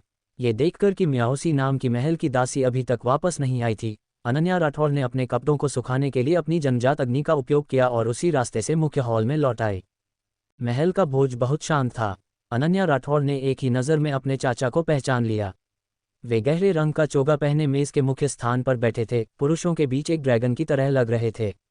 ऐसा लग रहा था मानो उनसे रोशनी निकल रही हो, जिससे वे आसानी से ध्यान आकर्षित कर रहे थे।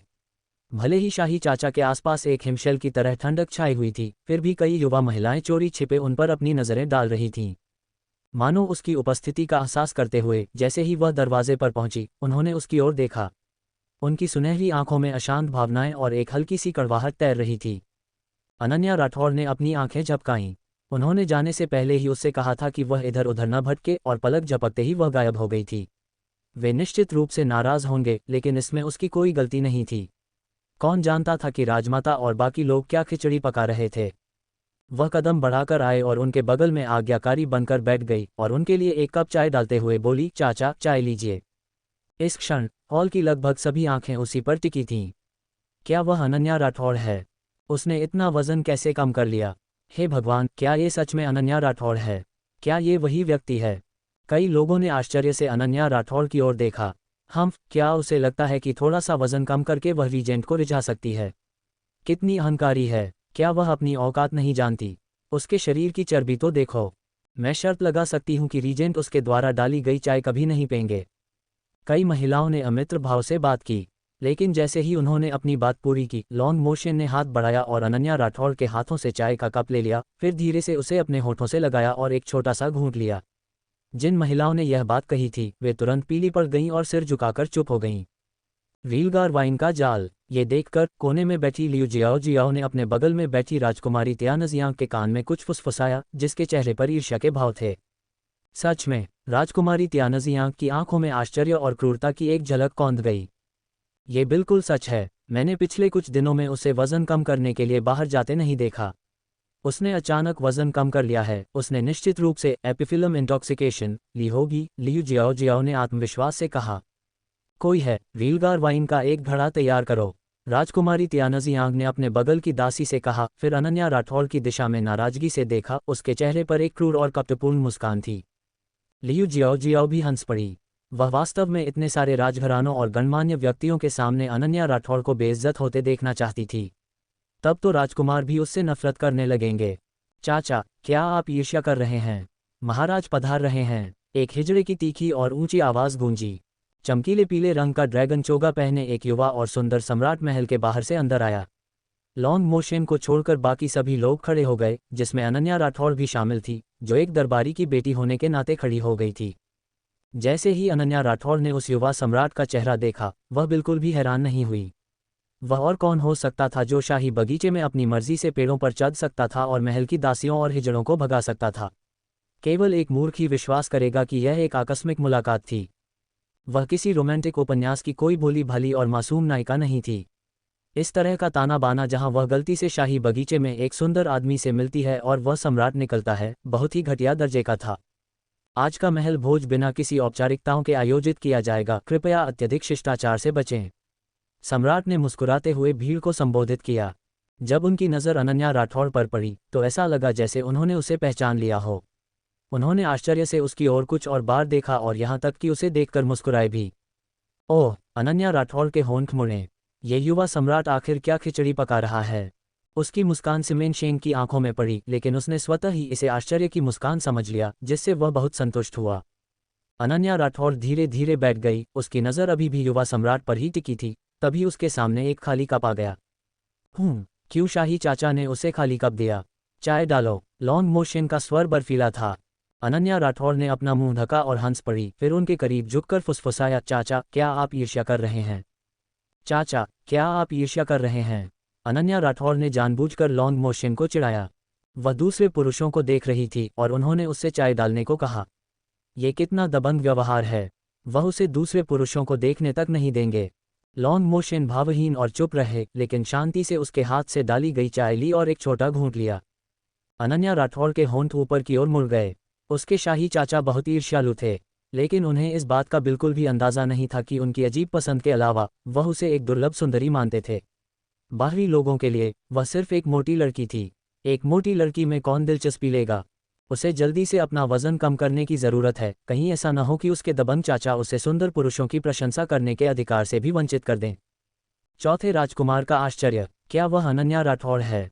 चौथे राजकुमार सिमिन कांग ने अंदर आते ही तुरंत लॉन्ग मोशन के बगल में बैठी लड़की को देखा। उसे लगा कि वह जानी पहचानी है, और आसपास के लोगों की बातें सुनने के बाद उसे एहसास हुआ कि वह गोल-मटोल लेकिन आकर्षक नैन नक्श वाली लड़की वास्तव में वही निकम्मी अनन्या राठौड़ थी। उसकी आंखों में आश्चर्य की एक झलक कौंध गई। मू निंगज्यू और मू निंगवेई दोनों बहनों ने सिमेन कांग की आंखों में इस आश्चर्य को भांप लिया। अनन्या राठौड़ की ओर उनकी नज़रें जहरीले सांपों की तरह ठंडी हो गईं। दोनों बहनों ने शाही भोज में नाम कमाने की उम्मीद में बहुत सावधानी से खुद को तैयार किया था। हालांकि अनन्या राठौड़ ने उन्हें महल के द्वार से अंदर नहीं आने दिया, जिससे उन्हें गार्ड्स ने रोक लिया और उनका अपमान हुआ। उन्होंने अंततः चौथे राजकुमार का इंतजार किया, लेकिन अप्रत्याशित रूप से उसने अनन्या ने शाही भोज में सारी महफिल लूट ली।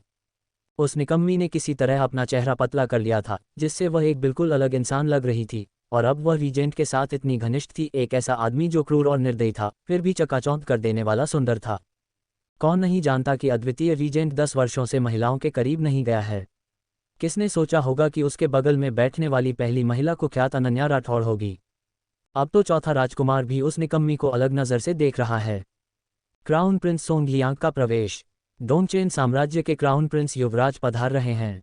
हिजड़े की इस उद्घोषणा के बीच एक भड़कीले लाल चोगे में एक आदमी ने प्रवेश किया। वह एक अलौकिक रूप से सुंदर उपस्थिति का धनी था। उसकी लंबी मनमोहक फीनिक्स आंखें ऑब्सीडियन काले पत्थर की तरह काली थीं। उसका चेहरा वास्तव में मध्य शरद ऋतु के चंद्रमा की तरह उज्ज्वल और वसंत की सुबह के फूलों की तरह सुंदर था। उसका व्यवहार आकर्षक और लापरवाह था, जैसे फूलों की प्रचुरता आंखों को चकाचौंध कर रही हो, जिसने अनगिनत युवा लड़कियों के दिलों में हलचल पैदा कर दी। हालांकि यह बेहद सुंदर आदमी अपनी पीठ पर अपने कद से आधा एक विशाल हथौड़ा ले जा रहा था। यह उसके व्यक्तित्व से बिल्कुल मेल नहीं खाता था और अविश्वसनीय रूप से बेतुका लग रहा था। ऐसे सुंदर आदमी को एक लंबी तलवार ले जानी चाहिए थी, जिससे वह सुंदरता और लापरवाह आकर्षण बिखेरता। ये नज़ारा किसी को भी उस क्रूर हथौड़े को फेंक देने पर मजबूर कर देता। उस विशाल हथौड़े को देखकर कई लड़कियों के चेहरे का भाव बदल गया। डोंगचेन साम्राज्य के क्राउन प्रिंस को इस हथौड़े का उपयोग करने की अनुमति किसने दी? बस वह सामने आ जाए और हम वादा करते हैं कि हम उसे जान से नहीं मारेंगे। जब अनन्या राठौड़ ने लाल कपड़े पहने उस सुंदर आदमी को एक विशाल हथौड़े के साथ असामान्य रूप से प्रवेश करते देखा, तो वह लगभग अपनी चाय उगलने वाली थी। ये सुंदर आदमी कितना ईमानदार है। उसने कहा था कि यह बड़ा हथौड़ा उस पर बहुत जंचेगा, और उसने वास्तव में इसका इस्तेमाल किया, यहाँ तक कि इसे शाही भोज में भी ले आया। हाँ, यह अपने व्यक्तित्व का काफ़ी भड़कीला प्रदर्शन है। अनन्या राठौड़ को डोंगचेन साम्राज्य के क्राउन प्रिंस के रूप में उसकी पहचान पर बिल्कुल भी आश्चर्य नहीं हुआ। आखिरकार जो आदमी उसे एक बार में 20 लाख 2 सोने के सिक्के दे सकता है, उसकी पृष्ठभूमि निश्चित रूप से शाही ही होगी।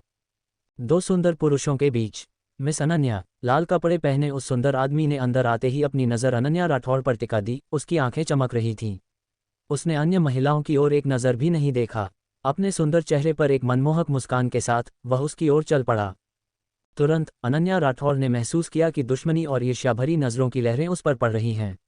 अगर नज़रें मार सकती तो वह अब तक 100 बार मर चुकी होती। मिस अनन्या, हम फिर मिल गए। मैंने आपसे कहा था हम जल्द ही फिर मिलेंगे। सोंग लियांग ने उसकी ओर चमकीली आंखों और चेहरे पर एक चकाचौंध आकर्षक मुस्कान के साथ देखा। क्या शैतान है! अनन्या राठौड़ ने मन ही मन स्वीकार किया कि इस तरह के सुंदर पुरुषों, विशेष रूप से इतनी अनूठा मुस्कान वाले पुरुषों का विरोध करने की क्षमता उसमें वास्तव में नहीं थी। वह मुस्कुराए और सिर हिलाया और जानबूझकर उसके कंधे पर रखे बड़े हथौड़े की ओर इशारा करते हुए उसे चिढ़ाया। ये हथौड़ा आपके व्यक्तित्व पर बहुत सूट करता है। बेशक, मुझे ये बहुत पसंद है। मैं केवल इसे अपनी बाहों में पकड़कर ही चैन से सो सकता हूँ। ये सुनकर वहाँ मौजूद लड़कियों ने अनन्या राठौड़ को और भी अधिक घृणा से देखा। तो यह वही बड़ा हथौड़ा था जो उसने उसे दिया था। ये कितना बदसूरत था। अचानक एक तेज आवाज़ ने अनन्या राठौड़ और सोंग लियांग की बातचीत में बाधा डाली। पता चला कि एक महल की दासी ने डर के मारे फलों की प्लेट जमीन पर गिरा दी थी। महल की दासी जमीन पर घुटने टेक कर कांप रही थी। रीजेंट की आंखें भयानक, ठंडी और जानलेवा थीं, जिनसे एक ऐसी ठंडी आभा निकल रही थी कि वह इतनी डर गई कि फलों की प्लेट को सीधा पकड़ भी नहीं पाए। अनन्या राठौड़ लगभग भूल ही गई थी कि उसके शाही चाचा बेहद ईर्ष्यालु थे। वह दूसरे पुरुषों की ओर देखे तो भी वे क्रोधित हो जाते थे, उनसे बात करना तो दूर की बात थी। देखो, महल की दासियां इतनी डरी हुई हैं कि उनके चेहरे पीले पड़ गए हैं, जैसे उन्होंने कोई भूत देख लिया हो। गार्ड्स, इस दासी को यहाँ से ले जाओ। उसकी मेरे शाही चाचा का अनादर करने की हिम्मत कैसे हुई? इसी समय सम्राट ने कठोर स्वर में कहा और फिर सोंग यांग को संबोधित किया, क्राउन प्रिंस सोंग, कृपया अपना स्थान ग्रहण करें। सोंग यांग ने अनन्या राठौड़ को आंख मारी, ऊपर सम्राट को सिर झुकाया और फिर एक तरफ अपनी सीट पर बैठ गया। चाचा को मनाना। अनन्या राठौड़ ने पहले सोंग यांग की ओर देखा, फिर शाही चाचा की ओर। एक उसके बाईं ओर था, दूसरा उसके दाईं ओर, दोनों ही बेजोड़ सुंदर थे। हालांकि एक आग की तरह जोशीला था, जबकि दूसरा बर्फ की तरह ठंडा। सोचने के बाद उसने पहले अपने शाही चाचा को शांत करने का फैसला किया, क्योंकि महल में अभी भी उसे उनकी सुरक्षा की आवश्यकता थी। चाचा, क्या आप कुछ लीची लेना चाहेंगे? शुआंग, रा आपके लिए कुछ छील देगी। उसने एक लीची उठाए, उसे छीलकर अंदर का नर्म और मुलायम हिस्सा निकाला और लॉन्ग मोशन के होठों के पास ले गई। लॉन्ग मोशन ने उसे गहरी काली आंखों से देखा। उसने उन्हें एक प्यारी सी मुस्कान दी और लीची को और करीब ले आए। मुझे लीची पसंद नहीं है। लॉन्ग मोशन ने बेरहमी से अपना चेहरा घुमा लिया। ओह, वह थोड़ी परेशान हो गई। अनन्या राठौड़ ने जल्दी से अंगूर का एक गुच्छा उठाया, उन्हें छीलते हुए बोली, तो चाचा, कृपया कुछ अंगूर खाए। शुआंग, र को याद है कि चाचा को अंगूर सबसे ज्यादा पसंद हैं। पिछली बार इन्होंने एक पूरा गुच्छा खा लिया था। लॉन्ग मोशन ने न कुछ कहा और न ही उसकी ओर देखा। अनन्या राठौड़ ने एक अंगूर उनके होठों के पास रखा और नखरे दिखाते हुए कहा, चाचा, इसे पकड़े पकड़े मेरे हाथों में दर्द होने लगा है, कृपया इसे खा लीजिए। उन्होंने मुड़कर उसकी ओर गहराई से देखा, मानो चेतावनी दे रहे हों कि वह दूसरे पुरुषों के बहुत करीब न जाए, और फिर उसके द्वारा छीले गए अंगूर को खाने के लिए अपना मुंह खोल दिया। अनन्या राठौड़ हल्की सी मुस्कुराए। यकीनन इस तरह की चाल कभी विफल नहीं होती। शाही चाचा इसके दीवाने हैं। उसे लगा कि उसने शाही चाचा को खुश करने का तरीका खोज लिया है। मूक दर्शक और उनकी योजनाएं। अनन्या राठौड़ और लॉन्ग मोशन के बीच की इस बातचीत ने कई लोगों का ध्यान खींचा था। सोंग यांग ने लॉन्ग मोशन को उनके न चल पाने के कारण कम नहीं आंका। यह आदमी बेहद चालाक था और उसके पास अद्भुत तरीके थे। उसके पिता ने केवल स्पष्ट रूप से पता लगाया था कि लॉन्ग मोशन, चिक्सियाओ हॉल और कियानकुन पवेलियन जैसी विशाल शक्तियों के पीछे थे, लेकिन वे इससे ज्यादा कुछ पता नहीं लगा सके। उसका दिल भारी हो गया। ऐसा लग रहा था कि लॉन्ग मोशन अनन्या राठौड़ को पाने की उसकी चाहत में एक दुर्जय प्रतिद्वंद्वी साबित होंगे। दूसरी ओर सम्राट सिमेन शेंग ने लॉन्ग मोशन के असामान्य व्यवहार को देखा और गुप्त रूप से योजना बनाई। उसके चाचा, जो खून से उसके रिश्तेदार नहीं थे, उसके सिर पर लटकी तलवार की तरह थे। जब तक वह उन्हें रास्ते से हटा नहीं देता, तब तक वह चैन से नहीं सो सकता था।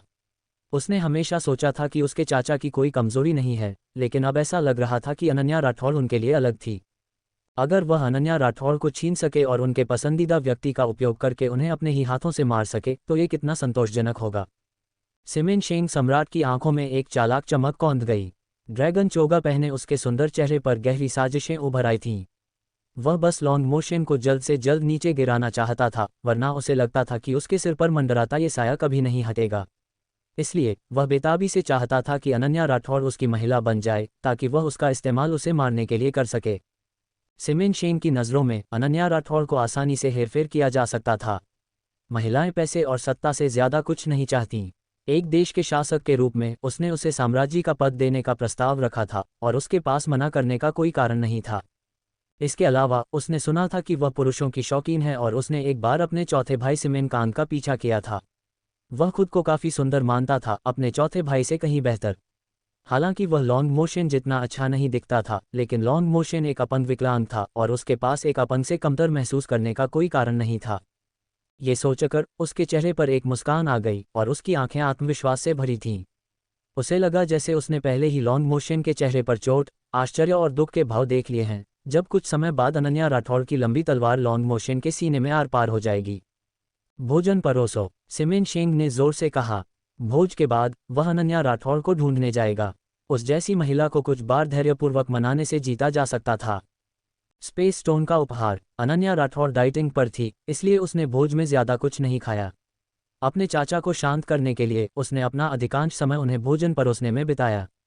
भोजन के बाद उनके चाचा का बर्फीला चेहरा आखिरकार पिघल गया और उनकी आंखें अब इतनी डरावनी नहीं थीं कि वे दासियों और हिजड़ों को मौत के घाट उतार दें। जैसे ही दासियां भोज की मेज़ें साफ कर रही थीं, अनन्या राठौड़ ने अचानक अपनी कलाई पर एक ठंडक महसूस की। नीचे देखने पर उसने पाया कि उसके शाही चाचा ने उसका हाथ पकड़ रखा था। चाचा, सबके सामने अनन्या कहना चाहती थी कि सार्वजनिक रूप से हाथ पकड़ना ठीक नहीं है, लेकिन उसने अपने शब्द निगल लिए क्योंकि उसके चाचा ने उसकी हथेली खोलकर उसमें एक काला पत्थर रख दिया। Space stone! वह आश्चर्य से चिल्लाए। वह स्पेस स्टोन को पहचानती थी। आखिरकार उसने नीलामी में इसे खरीदने के लिए 90 लाख सोने के सिक्के खर्च किए थे और इसके आनंद लेने से पहले ही इसे छीन लिया गया था, जिसने उसे लंबे समय तक बहुत दुखी रखा था।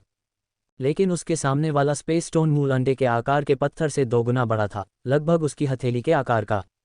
ये स्पष्ट रूप से बहुत मूल्यवान था। सबसे महत्वपूर्ण बात, ये स्पेस स्टोन उसके स्पेस आध्यात्मिक आयाम को अपग्रेड कर सकता था, जिससे यह अनमोल हो गया। उसने कभी नहीं सोचा था कि उसके शाही चाचा उसे इतनी कीमती चीज़ देंगे। अनन्या राठौड़ थोड़ी भावुक हो गई। उसे इस बात से आश्चर्य नहीं हुआ कि उन्हें पता था कि उसकी चीज़ें चोरी हो गई थीं, क्योंकि लॉन्ग ही, युनहाओ और अन्य लोग उन्हीं के आदमी थे और उन्हें न बताने का कोई कारण नहीं था। लेकिन उसने उम्मीद नहीं की थी कि वे इसे दिल पर ले लेंगे और चुपचाप उसके लिए एक बड़ा स्पेस स्टोन ढूंढ लाएंगे। क्या ऐसा तो नहीं कि शाही चाचा वास्तव में उसे दिल दे बैठे हैं? उसे थोड़ी चिंता हुई कि अगर उसने वजन कम कर लिया तो वह वैसी नहीं दिखेगी जैसी वे चाहते हैं और शाही चाचा का दिल टूट जाएगा। नहीं, मेरा वजन कम करने का दृढ़ संकल्प डगमगा नहीं सकता। अनन्या राठौड़ ने तय किया कि वह उनके शरीर के जहर का ध्यानपूर्वक अध्ययन करेगी और उन्हें विषमुक्त करने में मदद करेगी ताकि वह उनके उपकार का बदला चुका सके। चाचा, आप बहुत दयालु व्यक्ति हैं, उसने ईमानदारी से कहा, उनका हाथ कसकर दबाते हुए। अगर आसपास इतने लोग न होते तो वह उछलकर उनके गाल पर चूम लेती। लॉन्ग मोशन ने उसका हाथ अपनी मुट्ठी में पकड़ लिया। उनकी सुनहरी आंखें उसकी आंखों में एक दबंग अधिकार के साथ टिकी थीं। अगर शुआंग अच्छा व्यवहार करेगी तो मैं और भी बेहतर होऊंगा। इसका मतलब था कि वह अभी पर्याप्त आज्ञाकारी नहीं है और दूसरे पुरुषों के साथ छेड़खानी कर रही है। अनन्या राठौड़ मुस्कुराए। उसके लिए आज्ञाकारी होना असंभव था। वह इस जीवन में कभी आज्ञाकारी नहीं होगी। वह केवल आज्ञाकारी होने का ढोंग करके रिश्ता बनाए रख सकती थी। सुंदर पुरुष जीवन में आध्यात्मिक समर्थन का एक महत्वपूर्ण स्रोत हैं। अगर वह सुंदर पुरुषों की सराहना नहीं कर सकती तो उसके जीवन का क्या अर्थ है? मेरी मंगेतर, मिस अनन्या, क्या आपको याद है कि आपने पिछली बार क्या कहा था? ये देखकर कि अनन्या राठौड़ और लॉन्ग मोशन के बीच बहुत नज़दीकी रिश्ता है, सोंग यांग थोड़ा निराश हुआ। लेकिन फिर उसने सोचा कि अनन्या जैसी दिलचस्प महिला का कोई प्रशंसक न हो, ये संभव नहीं है। वह जानता था कि लॉन्ग मोशन एक दुर्जय प्रतिद्वंद्वी है, लेकिन आसानी से हार मानने का कोई कारण नहीं था। बेशक मुझे याद है, अनन्या ने उत्तर दिया। पिछली बार उसने कहा था कि जब वे फिर मिलेंगे तो वह उसे धन्यवाद देने के लिए कुछ बेहतर देगी। सौभाग्य से उसके पास स्पेस एबिलिटी थी, वरना वह अपना वादा तोड़ सकती थी। उसने अपनी आस्तीन से एक छोटी जैड की बोतल निकाली और सोंग यांग को थमा दी। आपको यह उपहार जरूर पसंद आएगा। उसने अनजाने में अपने चाचा की ओर देखा और निश्चित रूप से वे फिर से नाखुश दिख रहे थे। तभी सिमेन शेंग के यहाँ का एक बूढ़ा हिजड़ा अनन्या के पास आया और सम्मानपूर्वक बोला, मिस अनन्या, सम्राट ने आपको बुलाया है। अनन्या ने भौहें सिकुड़ी। वह सिमेन शेंग को नापसंद करती थी, इसलिए उसे पहली नज़र में ही घृणा महसूस हुई। इसके अलावा वह जानती थी कि सिमेन शेंग एक क्रूर व्यक्ति है जो अपने लक्ष्यों को प्राप्त करने के लिए काले हथकंडे अपनाता है। मार्क्विस की हवेली का राख में मिलना उसी के कारण हुआ था। मेरी मंगेतर से आपका क्या काम है? जैसे ही अनन्या हिजड़े के पीछे सम्राट के पास जाने वाली थी, लॉन्ग मोशन अचानक बोल पड़े। उन्होंने उस बूढ़े हिजड़े की ओर बर्फीली नज़रों से देखा। उनकी आंखें बिजली की तरह चमक रही थीं। रीजेंट को सूचित कर रहा हूं, सम्राट पुराने मार्क्विस पर लगे झूठे आरोपों के बारे में मिस अनन्या से बात करना चाहते हैं और मार्क्विस के परिवार को सांत्वना देना चाहते हैं। बूढ़े हिजड़े ने धैर्य का ढोंग किया, लेकिन उसकी हथेलियां पसीने से तरबतर थीं। लॉन्ग मोशन के साथ कई बार काम करने के बावजूद वह अभी भी उनसे थरथर कांप रहा था। साथ ही वह बेहद हैरान था। यह अफवाह तो थी कि लॉन्ग मोशन ने अनन्या राठौड़ को अपनी मंगेतर के रूप में स्वीकार किया है, लेकिन हर कोई इसे मजाक समझता था। अप्रत्याशित रूप से शाही भोज में लॉन्ग मोशन ने वास्तव में कह दिया कि अनन्या राठौड़ उसकी मंगेतर है। सोंग यांग ने अपनी फीनिक्स आंखें उठाईं और लॉन्ग मोशन को देखा। लॉन्ग मोशन, क्या तुम अपने अधिकार क्षेत्र की घोषणा कर रहे हो? तुम बहुत चालाक हो। ये युवराज इसमें नहीं फंसेगा। जब तक तुम दोनों की शादी नहीं हो जाती, ये युवराज तुम्हें चुराने के लिए दृढ़ संकल्पित है। सम्राट से कहो कि मैं उसे केवल आधी अगरबत्ती के जलने तक का समय दूंगा। उसके बाद मैं शुआंग के अंगूर खाऊंगा। लॉन्ग मोशन ने बूढ़े हिजड़े से ठंडे स्वर में कहा। अनन्या राठौर शर्मा गई। हे भगवान! शाही चाचा, ये तो बहुत ज्यादा है। मेरे अंगूर खाने से आपका क्या मतलब है? इसे गलत समझना बहुत आसान है। हालांकि ये सोचकर कि उसके चाचा उसकी सुरक्षा को लेकर चिंतित थे, उसने इस बार उनकी बातों का बुरा न मानने का फैसला किया। बूढ़े हिजड़े ने पीला पड़े चेहरे के साथ सिर हिलाया। ये बूढ़ा सेवक निश्चित रूप से महाराज तक ये संदेश पहुंचा देगा। इसके बाद अनन्या राठौर हिजड़े के पीछे महल के बाहर एक मंडप की ओर गई। कुछ ही देर बाद चमकीले पीले रंग के कपड़े पहने सिमेन शेंग चेहरे पर मुस्कान लिए आगे आया। अनन्या राठौर ने उसकी ओर देखा और मन ही मन अपनी जीभ चटकाई। यह उसके लिए सच में बहुत मुश्किल है। वह मुस्कुराना नहीं चाहता फिर भी मुस्कुरा रहा है और उसकी मुस्कान किसी भूत की तरह बदसूरत लग रही है। उसे नहीं पता था कि सिमेन शेंग अंदर से आग बबूला था। हिजड़े ने उसे पहले ही संदेश दे दिया था। वह लॉन्ग मोशन के अपने प्रति रवैये को बर्दाश्त नहीं कर पा रहा था, मानो वह सम्राट न हो और लॉन्ग मोशन सम्राट हो। उसे इस बात से सख्त नफरत थी कि उसके चाचा, जिनका उपनाम भी समान नहीं था, हमेशा इतने ऊंचे और शक्तिशाली रहते थे, जिससे वह खुद को धूल के समान नीचा महसूस करता था। सबसे ज्यादा गुस्सा दिलाने वाली बात यह थी कि वह अभी भी लॉन्ग मोशन के तरीकों से सतर्क था और उसका सीधे तौर पर सामना करने की हिम्मत नहीं जुटा पा रहा था, इसलिए वह केवल उसकी मांगों से सहमत हो सकता था। हालांकि अनन्या राठौर को धोखा देने के लिए उसे एक ऐसी मुस्कान ओढ़नी पड़ी जिसे वह कोमल समझता था। इस बात से अनजान की अनन्या राठौर पहले ही उसके इरादों को भांप चुकी थी। झूठी सहानुभूति और दिखावा, ये तुच्छ महिला महाराज का अभिवादन करती है। अनन्या राठौर ने उसे एक औपचारिक प्रणाम किया। औपचारिकताओं की कोई आवश्यकता नहीं है। सिमेन शेंग ने उसकी ओर कोमलता से देखा और कहा, मैंने पहले शाही बगीचे में तुम्हें गलती से एक दासी समझ लिया था और अभी तक तुमसे माफ़ी नहीं मांगी है। मुझे उम्मीद है कि अनन्या मेरी इस अशिष्टता का बुरा नहीं मानेगी। महाराज बहुत ज्यादा सोच रहे हैं। मैं ऐसा करने की हिम्मत कैसे कर सकती हूँ? अगर मुझे पता होता कि आप सम्राट हैं तो मैं निश्चित रूप से आपके लिए जेड पेंडेंट उठा देती। अनन्या राठौर उसकी बातों में हाँ मिला रही थी ताकि ये देख सके कि वह आखिर क्या योजना बना रहा है। अनन्या, इसकी कोई ज़रूरत नहीं है। मुझे बस ये पसंद है कि जब तुम मुझे सम्राट नहीं मानती तो तुम कितनी स्वतंत्र होती हो। इस महल में हर कोई मेरी चापलूसी करता है और मुझसे डरता है, और वे मेरी आंखों में देखने की हिम्मत तक नहीं करते। मैं महल में फंसे एक विशाल जानवर की तरह हूँ, जिसके पास कोई ऐसा नहीं है जिससे मैं अपने दिल की बात कह सकूं। सिमेन शेंग ने आह भरी, उसके चेहरे पर चिंता और अकेलापन झलक रहा था। अनन्या राठौर ने अपनी आंखें झपकाईं। तो वह सारा तमाशा बस मेरे सामने दिल खोलने का दिखावा था। उसने इस तरह के घिसे पिटे कथानक को महल के नाटकों में कम से कम 5 बार देखा था। क्या सिमेन शेंग यहाँ कोई प्राचीन आइडल ड्रामा कर रहा था? टीवी के सामान्य स्क्रिप्ट के अनुसार अब उसे कुछ कहना चाहिए था। कुछ पल सोचने के बाद उसने सहानुभूति के साथ उसकी ओर देखा और कहा, मैंने कभी कल्पना भी नहीं की थी कि एक देश के शासक, महाराज को ऐसी चिंताएं होंगी। जब सिमेन शेंग ने देखा कि उसने चारा निगल लिया है तो उसका अकेलापन और गहरा हो गया।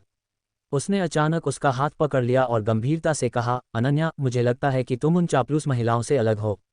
मैं तुम्हारा करीबी दोस्त बनना चाहता हूँ। अनन्या राठौर ये देखकर हैरान रह गई कि उसने उसका हाथ पकड़ लिया था और उसे बेहद घृणा महसूस हुई। यह उसके चाचा द्वारा उसका हाथ पकड़ने के एहसास से बिल्कुल अलग था। ऐसा लगा जैसे सिमेन शेंग के स्पर्श से उसे मिचली आ रही हो। उसने खुद को छुड़ाया, कुछ कदम पीछे हटी, अपनी घृणा छिपाने के लिए अपना सिर झुकाया और जानबूझकर फुसफुसा कर बोली, मैं बस एक साधारण महिला हूँ, किसी अन्य से अलग नहीं। महाराज स्वर्ग के पुत्र हैं, कुलीन दर्जे के हैं और मैं ऐसे सम्मान के अयोग्य हूँ। सम्राट का असली मकसद। सिमेन शेंग ने अनन्या की आंखों में तिरस्कार पर ध्यान नहीं दिया, यह मानकर कि वह बस शर्मीली थी, इसलिए उसने दोबारा उसके हाथ को नहीं छुआ, बल्कि कहा, मेरी आंखें मुझे धोखा नहीं देंगी अनन्या। मुझे बस लगता है कि तुम दूसरों से अलग हो। तुम्हें मना करने की ज़रूरत नहीं है। मैंने अपना मन बना लिया है। मैं पहले से ही तुम्हें अपना दोस्त मानता हूँ। मैंने तुम्हें इसलिए बुलाया था क्योंकि मुझे तुम्हें कुछ और भी बताना था। मैंने पुराने मार्क्विस के दुश्मन से मिलने के मामले की जांच करवा ली है। पुराने मार्क्विस को फंसाया गया था। उस दुष्ट व्यक्ति ने सज़ा के डर से आत्महत्या कर ली है। मैं निश्चित रूप से पुराने मार्क्विस के नाम को बेदाग साबित करूंगा। अनन्या राठौर मन ही मन मुस्कुराए। सिमेन शेंग और सिमेन कांग मिले हुए थे, वे दूसरी पत्नी की घटिया चालों के बारे में कैसे नहीं जान सकते थे। अब उन्होंने लोगों को शांत करने के लिए एक बलि का बकरा पेश कर दिया है, कितना हास्यास्पद है। वैसे भी मरे हुए लोग गवाही नहीं दे सकते, कोई भी मरे हुए व्यक्ति पर कीचड़ उछाल सकता है। ये देखकर कि वह कुछ नहीं बोली, सिमेन शेंग ने मान लिया कि वह इतनी भावुक थी कि कुछ कह नहीं पा रही थी, और उसने विचारशीलता दिखाते हुए कहा, मैंने कारीगरों को रात भर में मार्क्विस की हवेली की मरम्मत करने का आदेश दिया है। आधे महीने में अनन्या तुम मार्क्विस की हवेली लौट सकोगी। आखिरकार तुम एक अविवाहित महिला हो।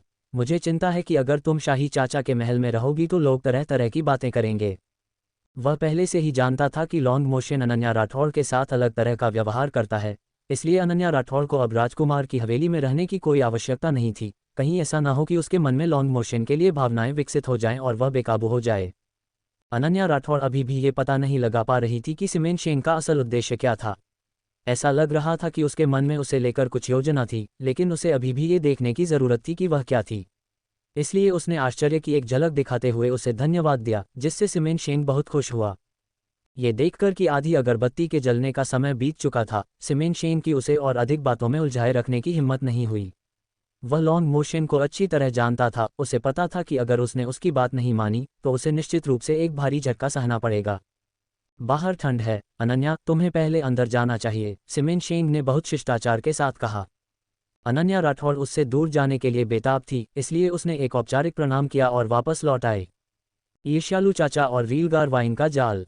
लेकिन जैसे ही वह भूमि, उसने देखा कि उसके चाचा कुछ ही दूरी पर गलियारे में व्हीलचेयर पर बैठे थे, उसे गहरी नज़रों से घूर रहे थे, न जाने वह कब से वहां थे।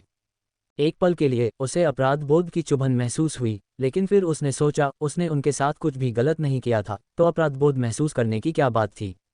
और इसलिए उसने अपना संयम वापस पाया और उनकी ओर चल पड़ी। चाचा, आप यहाँ बाहर क्यों हैं?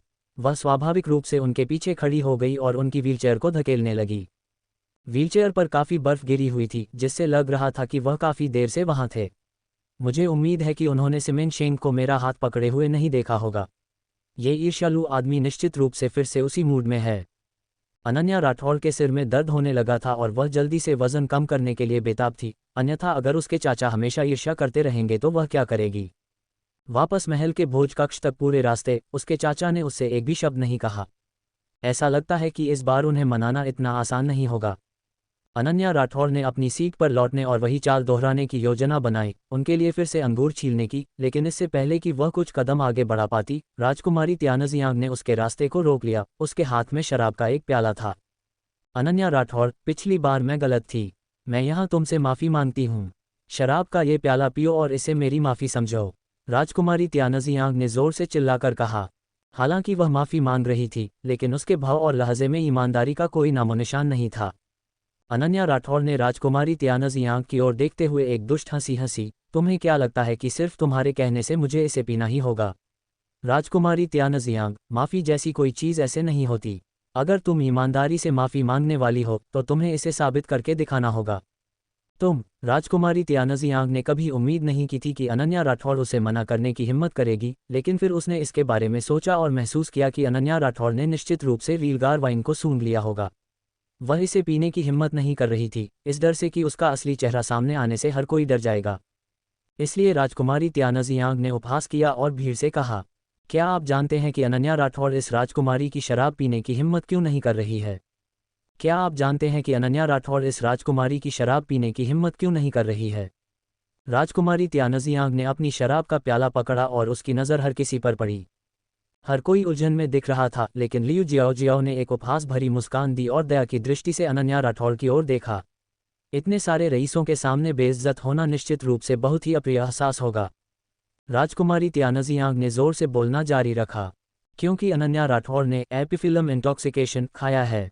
क्या आप जानते हैं कि एपिफिलम इंटॉक्सिकेशन क्या है? एपिफेमेरल ब्यूटी एलिक्सिर, क्षणिक सौंदर्य अमृत। क्या वह केवल एक काले बाजार की जादुई दवा नहीं है जो लोगों को सुंदर बनाती है?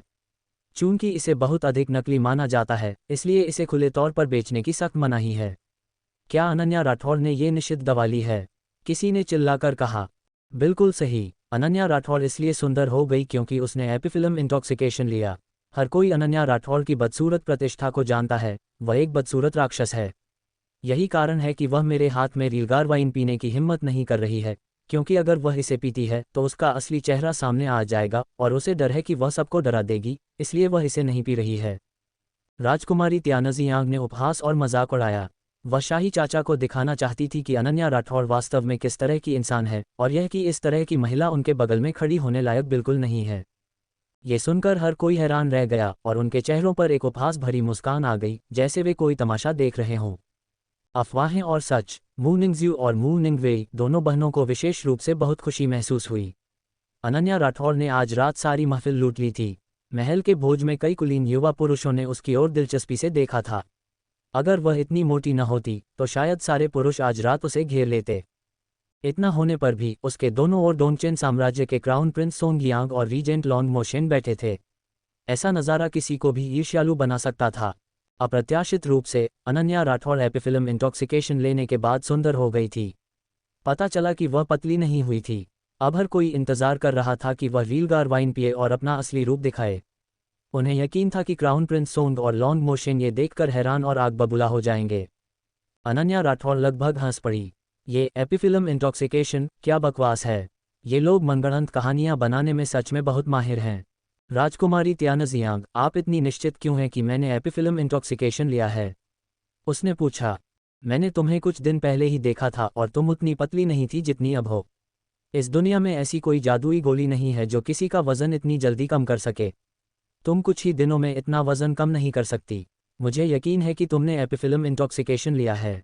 क्या तुम अभी भी इससे इनकार करना चाहती हो? तुम कुछ भी कहो, ये बेकार है। रीलगार वाइन का ये प्याला पियो और सच अपने आप सामने आ जाएगा।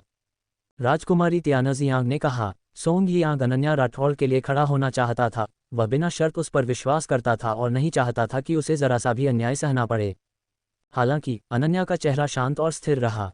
उसने राजकुमारी त्यानजियांग की ओर देखकर हल्की मुस्कान के साथ कहा, मेरे लिए इस रीलगार वाइन को पीना कोई असंभव बात नहीं है, लेकिन अगर मैंने एपिफिल्म इंटॉक्सिकेशन नहीं लिया है तो क्या आप, राजकुमारी त्यानजियांग, घुटने टेककर मुझसे माफ़ी मांगेंगी? क्या ख्याल है?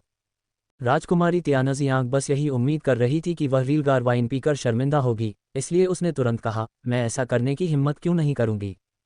चाचा, आपको शुआंग अनन्या के लिए गवाही देनी होगी। राजकुमारी त्यानजियांग को बाद में अपने वादे से मुकरने मत दीजिएगा, वह ठीक नहीं होगा। उसने लॉन्ग मोशन से कहा। मैं, राजा, तुम्हारे लिए गवाही दूंगा। लॉन्ग मोशन ने उसकी ओर कुछ बार देखा और ठंडे स्वर में कहा, मैं भी तुम्हारे लिए गवाही दूंगा। इसी समय सिमिनशेंग सम्राट बाहर से अंदर आए। उन्होंने बाहर दरवाजे के पास कुछ देर तक बातें सुनी थीं और अनन्या राठौड़ से थोड़ा नाराज महसूस कर रहे थे। उन्होंने सोचा था कि वजन कम करने के बाद यह उसका असली रूप है, लेकिन उन्हें कभी उम्मीद नहीं थी कि वह प्रतिबंधित दवाएं लेकर सुंदर बन गई थी। अगर उन्हें ये पता होता और पिछली तस्वीर में अनन्या के सुअर जैसे चेहरे की याद आती तो वे कभी उसे लुभाने के लिए अपने रूप रंग का इस्तेमाल नहीं करते। इसलिए वे पुष्टि करना चाहते थे कि क्या अनन्या राठौड़ ने कोई निषिद्ध दवा ली थी। चूंकि सम्राट और मेरे चाचा गवाह हैं, इसलिए मैं इसे पी लूंगी। ये कहने के बाद अनन्या राठौड़ ने राजकुमारी त्यानजियांग के हाथ से शराब छीन ली और उसे एक ही घूंट में पी गई। वाइन की परीक्षा और शर्त। अचानक हॉल में सन्नाटा छा गया। हर कोई उसके चेहरे को टकटकी लगाकर देख रहा था, उसके चेहरे पर आने वाले बदलाव का इंतजार कर रहा था। हालांकि कुछ देर इंतजार करने के बाद भी अनन्या राठौड़ के चेहरे पर कोई बदलाव नहीं आया। वास्तव में आप उसके चेहरे को जितना अधिक देखते उतना ही आपको महसूस होता कि उसके नैन नक्श विशेष रूप से सुंदर थे।